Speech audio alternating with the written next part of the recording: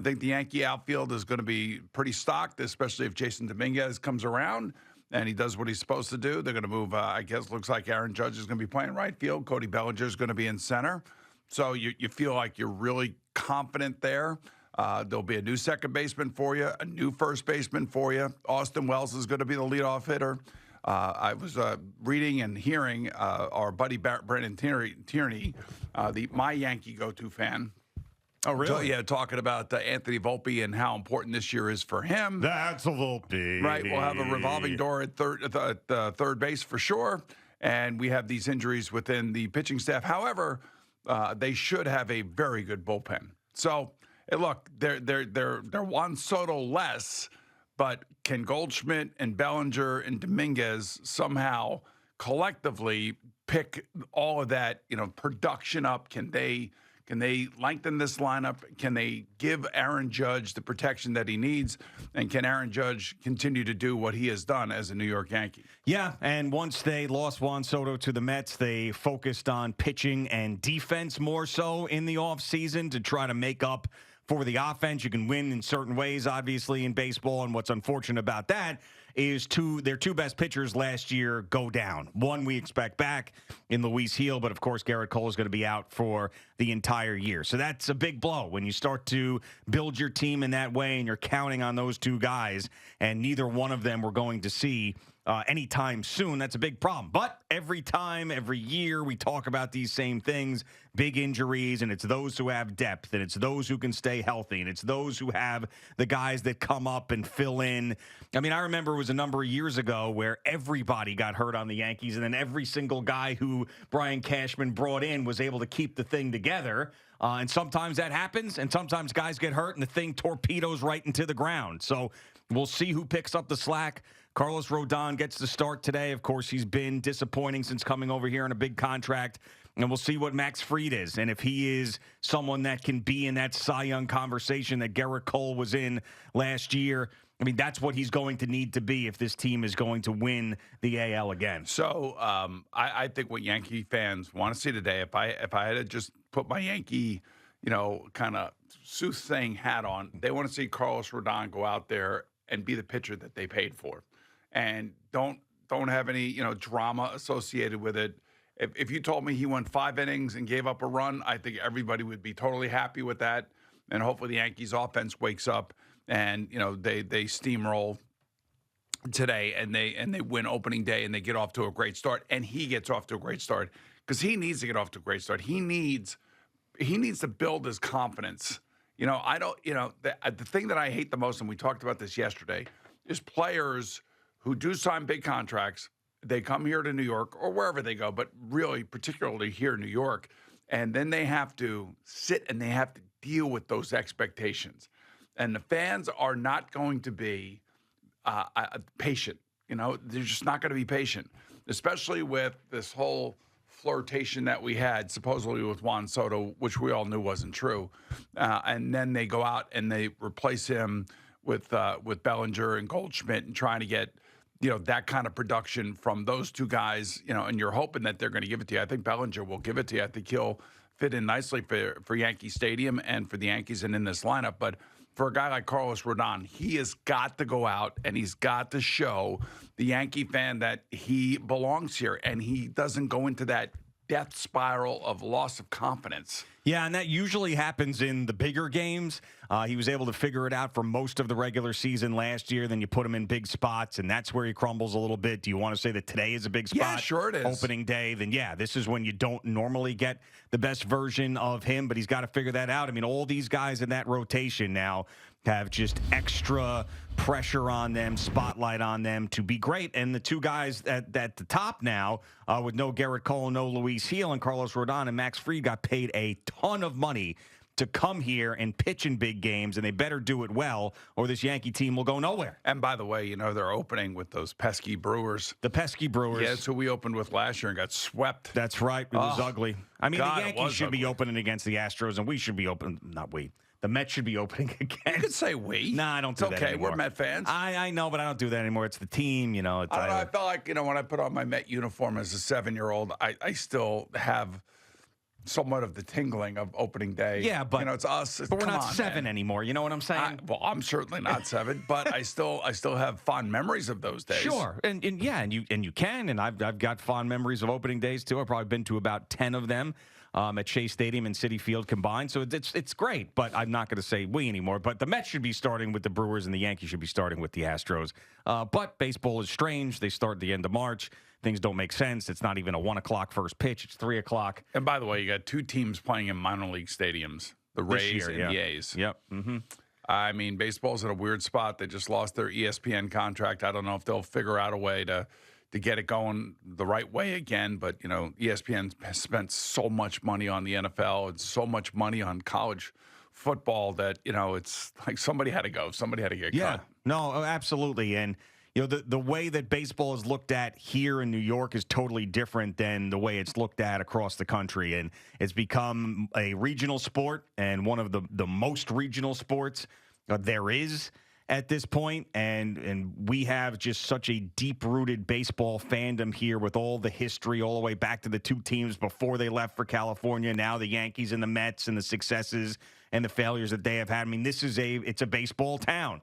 But you go throughout the rest of the country, we're not a baseball country anymore. So, yeah, we talk about it here. Every one of my friends is into it. Everybody talks about the Yankees and Mets. Did you just say we're not a baseball country? We're not anymore, no. Did you just say that? Well, we know that. Yeah, I've said that for years. So I know. have you. Listen. We're not.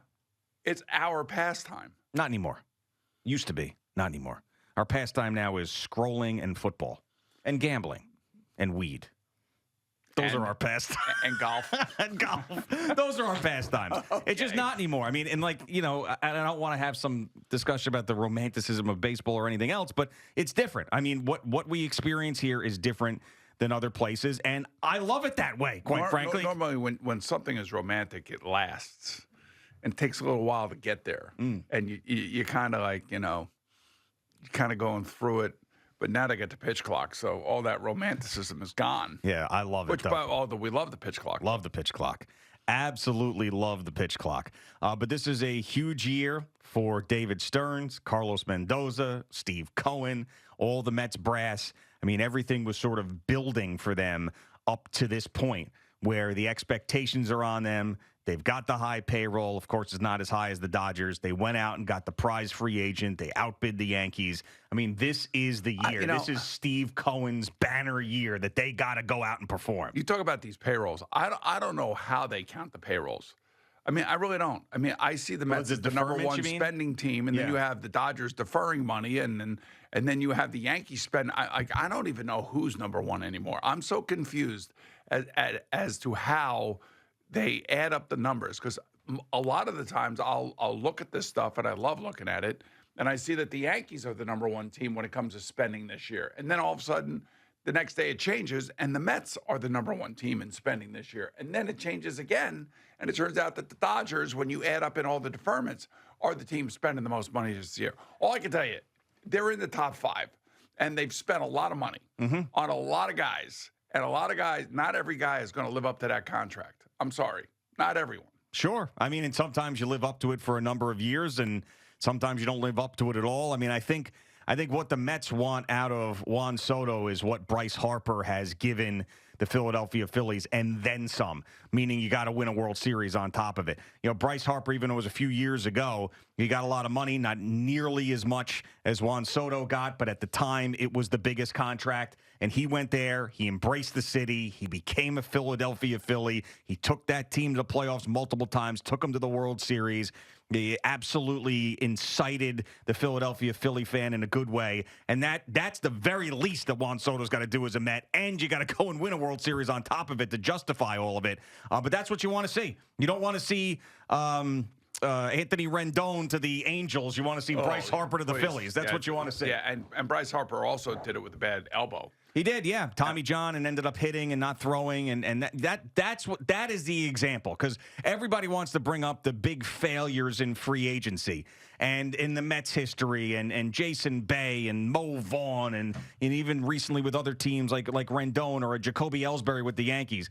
Well, Juan Soto signing when he did was like Bryce Harper signing when he did. 25, 26 years old, going to a place and delivering on that promise. And you would also say Shohei Ohtani too. Yeah, Because yeah, indeed, his elbow blows. He doesn't pitch, and all he does is hit and steal 50 bases. That's a baseball player. Yeah. Now, by the way, all right. So here's your MLB up-to-date team salary payroll tracker. Okay.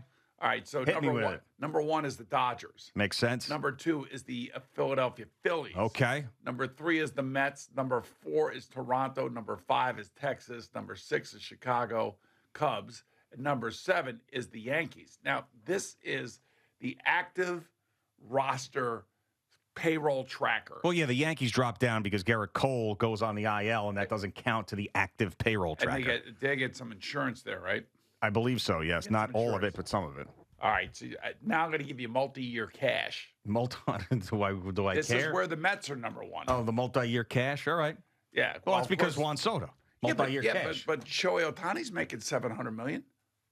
And that's why the Dodgers are second. Okay. All and right. the Yankees are third. I see that. Multi-year cash. So depending on what your subheading is depending on where your team ranks. Bottom line is the Mets, the Dodgers, the Yankees, and the Phillies spend some a lot of do-re-mi, money. brother. That's right. And they want to win. All these teams want to win. And unfortunately, the Phillies are in the Mets division, and that's going to be a problem along with the Braves. The Yankees, as we know, have a little bit of an easier path, even though you got the pesky Orioles in there, and the Red Sox are trying to get back into the mix. They are kind of pesky. Now, I did see where there is one team that has the lowest win total over the last 35 years. Don't you answer who that is. Al, who is the team that is projected? I think he's going to know this. That is projected to have the lowest win total. I think it's 53 and a half games. White Sox. Yeah, I knew Look he would at know you. that. I knew he would know on that. it. I knew he would I'm know very proud of you this opening day, Al. Thank you so much. No one loves baseball like Al Dukes. Nobody out there.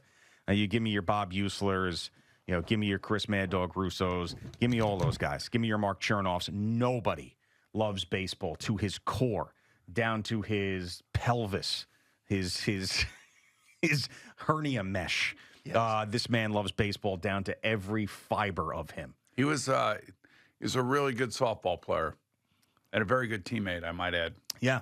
Very unselfish. Indeed. Yes, without a doubt. Well, it is back for all of us. And I know Jerry always talks about he loves baseball. It's his best friend in the summer, and it's always Jerry on. says that? Oh, yeah, he says that. Yeah, it's Does always he on. walk around saying that? That's what he says. It's on all the time. Wait a He minute. knows it's going to be It's there. his best friend? Yeah, he says it's his companion. He goes, a lot of things let you down in life, but, baseball is always going to be there. These are the things he says. That's what he loves baseball in the summer. I know he it's loves always baseball. on. He knows it's going to be on. He's like, the inconsistencies in life are out there everywhere, but that from the end of March all the way through October, baseball is going to be there for you. You'll have friends that come and go. You'll have love that comes and goes. You'll have seasons change, but baseball will always be by your side. That's what Jerry Recco That's what he says, yeah. You never heard him say that? It's crazy. I've never heard him say He that. gets into that. I know he loves coaching baseball. He does. I know he loves watching his kids play baseball. He's not doing that anymore. The kids are have outgrown that. Now they play golf together, which is great.